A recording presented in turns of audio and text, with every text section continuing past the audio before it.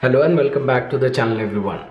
In this series of videos, we'll be discussing about some of the important political philosophers, their political philosophies and the political thoughts that have influenced the way societies are governed. Important thinker that we'll be discussing today is Thomas Hobbes. Hobbes is very well known for his tremendous work Leviathan. He was born in Wiltshire in 1588. He lived a long life, and whatever intellectually he produced after the age of 60. There were two important political philosophies or ideas that governed the state, or how the state should be governed. The first one was the divine right of kings. Through this, the subjects should patiently obey the kings, and this obeying to the king comes to them as a divine right ordained to them by God Himself. Whether the kings are cruel, whether the kings are totalitarian, whether the king are fascist. The second theory was the social contract theory, from which arose the republic. Social contract theory says that it is ultimately the people who are in the deciding seat. They are the ones who will decide how the society will be governed and ruled, because they are the one that are deciding about the monarchy. They are the one who are deciding the king.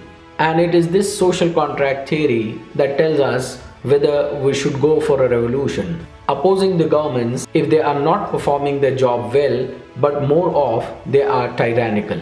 And according to Hobbes, under the authoritarian rule, the life may not be perfect. But this life that comes at the cost of some individual liberties gives you protection and gives you safety.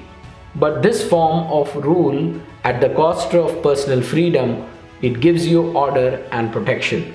We need to understand that the major event in history that had a great impact on Thomas Hobbes were the English Civil Wars. They continued for a period of almost 10 years. That is a complete decade of bloodshed, war and infighting and civil wars. These are called as the England Civil War that went along from 1642 to 1651. These civil wars had a great impact on the political thought of Hobbes, and he told that opposing a ruler or a king is only justified in a circumstance when you are threatened for your life.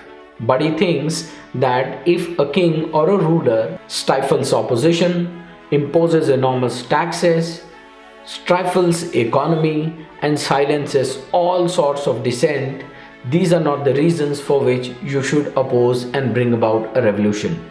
But according to him, you should obey, because this will prevent a chaotic future that is called as anarchy. This is what was seen during the beheading of the great King Charles I, and not hopeful of the government. And this was the state, a complete authoritarian ruler, to which he called the Leviathan. The Leviathan is among one of his most important publications.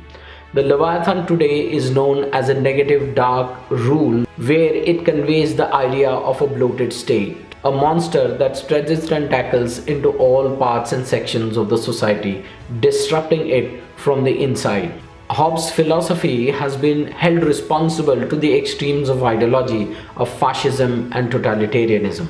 The great political thinker of our time, Francis Fukuyama, he comments on Hobbes' philosophy as being liberal and of being misunderstood. According to him, though Hobbes' philosophy was not directly responsible for the development of democracy, but it is very much responsible for the development of the liberal thought in England and later on into America. Political thinkers who share the same thought as Thomas Hobbes are Edmund Burke in his work Reflections on the Revolution of France, and John Locke, or Locke as he is called, two treatises on government. It was ultimately John Locke carried on the philosophy of Thomas Hobbes that ultimately led to the development of parliamentarian rule.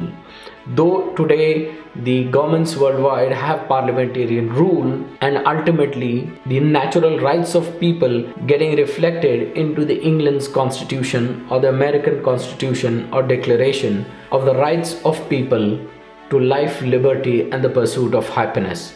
But today we see most of the presidents, most of the chief administrators, most of the heads of states or commander-in-chief that run the governments are ultimately landing up into a totalitarian mindset. which echo Hobbes' all-powerful sovereign.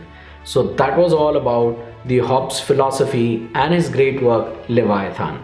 In the next video, we'll be dealing with the other political philosophies and great thinkers. Hope to see you soon in the next video. Till then, thank you very much.